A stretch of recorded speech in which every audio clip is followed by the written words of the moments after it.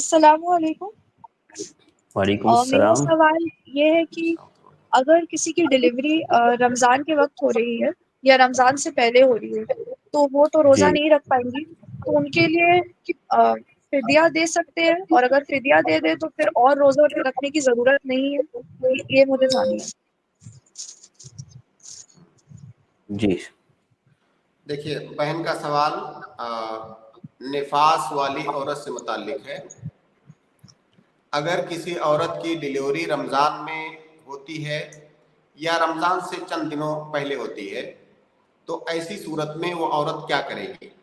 دیکھیے بہن، نفاس والی عورت کے لیے روزہ رکھنا حرام ہے۔ نفاس کی وجہ سے اس کے جو روزے چھوٹیں گے، نفاس کی وجہ سے، یہ بات آپ اس کو یاد رکھیں کہ نفاس کی وجہ سے، نفاس جو ڈلیوری کے بعد عورت کا کہ خون آتے ہیں عورت کو، اس کو نفاس کہا جاتا ہے۔ تو نفاس کی وجہ سے جو روزہ چھوٹے گا عورت کا، وہ فدیہ نہیں دے سکتی ہے، بلکہ جب اس کا نفاس ختم ہو جائے گا، پاک صاف ہو جائے گی، تو پھر ان روزوں کی قضا کرے گی نفاس والی عورت۔ اور ساتھ میں یہ بھی یاد رکھیں کہ نفاس کا ٹائم کتنا ہوتا ہے۔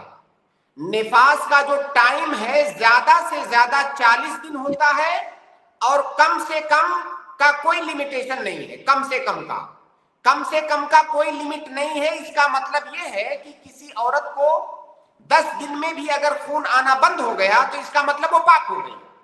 5 دن میں خون آنا بند ہو گیا، وہ پاک ہو گئی۔ لیکن اگر اس کا خون کانٹینیو آ رہا ہے اور 40 دن تک خون آیا، 40 دن کے بعد بھی آ رہا ہے، تو 40 دن کے بعد جو آئے گا اس کو نفاس نہیں مانے گی، بلکہ اسے بیماری کا خون مانے گی۔ تو زیادہ سے زیادہ اس کی مدت ہے 40 دن، کم سے کم کی کوئی مدت نہیں ہے۔ تو اس بات کو دھیان میں رکھتے ہوئے نفاس والی عورت رمضان کے روزوں کو توڑے گی، اور جب وہ نفاس سے پاک ہو جائے گی رمضان کے بعد ان روزوں کی وہ قضا کرے گی، وہ فدیہ نہیں دے سکتی ہے۔ ٹھیک ہے، جزاک اللہ خیر۔ جی اگر وہ قضا نہیں کرے، مطلب فدیہ نہیں دے سکتی ہے تو بعد میں قضا رکھنا ہے، تو اگر ڈیلیوری کے بعد تھوڑی ویکنیس رہے گی اور اس کے بعد نہیں، آپ میری بات سن نہیں رہے تھے صحیح سے۔ میں نے کہا فدیہ دینے کا اس کے پاس آپشن ہے ہی نہیں، اس کو قضا ہی کرنا ہے۔ فدیہ دینے کا آپشن ہے ہی نہیں نفاس والی عورت کے پاس۔ جب وہ نفاس سے پاک ہوگی تو اسے ہر حال میں قضا ہی کرنا ہے۔ قضا مطلب جتنے دن کے روزے چھوٹے ہیں نفاس کی وجہ سے، اتنے دن وہ روزہ رکھے گی۔ فدیہ کا آپشن اس کے پاس نہیں ہے۔ تو نیکسٹ رمضان آنے سے پہلے ہاں کمپلیٹ کرنا ہے۔ جی بالکل، نیکسٹ رمضان آنے سے پہلے اسے رکھنا ہے۔ پر ویسے سچویشن میں اگر پھر بعد میں فیڈنگ بھی کرنا رہتا ہے، تو اگر ویسا طبیعت نہ ہاں رہے 1 سال کے اندر، تو کیا کیا جا سکتا ہے؟ بالکل، اب یہ دوسرا سوال ہے، اسی لیے میں نے کہا تھا کہ نفاس کی وجہ سے روزے چھوٹیں گے، ان کی قضا کرنا ضروری ہے۔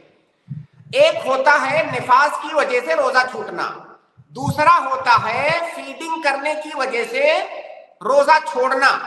یعنی بچے کو عورت دودھ پلا رہی ہے اور اس کی وجہ سے اسے مشقت ہو رہی ہے یا بچے کو پریشانی ہو سکتی ہے، جس کی وجہ سے اس نے روزہ چھوڑا ہے۔ اگر دودھ پلانے کی وجہ سے روزہ چھوڑ رہی ہے تو ایسی صورت میں وہ عورت فدیہ دے گی جتنے دنوں کا روزہ اس نے چھوڑا ہے۔ اگر وہ روزے جو دودھ پلانے کی وجہ سے چھوڑ رہی ہے، ان روزوں کا فدیہ دے گی، صحیح قول کے مطابق ان کا قضا نہیں کرے گی۔ لیکن وہ روزے جن کو اس نے نفاس کی وجہ سے چھوڑا ہے، ان روزوں کا فدیہ نہیں دے سکتی، بلکہ ان کا قضا کرنا ضروری ہے۔ اب یہاں پر ایک اہم مسئلہ آپ سنیے۔ جیسے کسی عورت کے یہاں ولادت ہوئی، اب فرض کیجئے کہ اس کا جو نفاس کا خون ہے وہ 20 دنوں تک رہا۔ فرض کیجئے کہ 20 دنوں تک اس کا نفاس کا خون رہا، اور ظاہر ہے ان 20 دنوں میں بھی وہ اپنے بچے کو دودھ پلائے گی، 20 دن گزرنے کے بعد بھی بچے کو دودھ پلائے گی۔ تو یہ جو پہلے 20 دن کا روزہ اس کا چھوٹا ہے، یہ روزہ دودھ پلانے کی وجہ سے نہیں چھوٹا ہے، کیونکہ اس میں اس کے لیے روزہ رکھنا جائز ہی نہیں تھا۔ इसका मतलब ये रोजा निफास की वजह से छूटा है, तो इन 20 दिनों के रोजे का कज़ा करना उसके ऊपर वाजिब होगा। और 20 दिनों के बाद जो रोजा छोड़ रही है वो दूध पिलाने की वजह से होगा, तो उसका वो फिदिया दे सकती है। लेकिन जितने अय्याम उसको निफास आया है उतने अय्याम का कज़ा करना उसके ऊपर वाजिब है।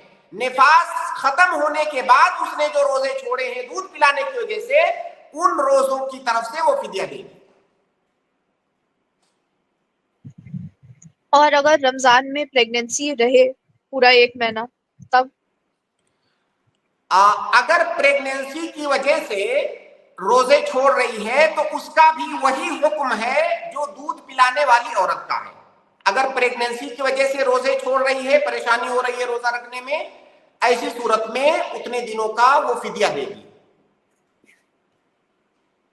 अब गोया कि आपके पास 3 मसले होंगे, 3 मसलों के बारे में आपने पूछा है। पहला मसला वो रोजे जो निफास की वजह से छूटे, तो उसका हुक्म यह है कि उसका कज़ा करना जरूरी है। दूसरा मसला कि वो रोजे जो दूध पिलाने की वजह से छूटे, उन रोजों का फिदिया देगी।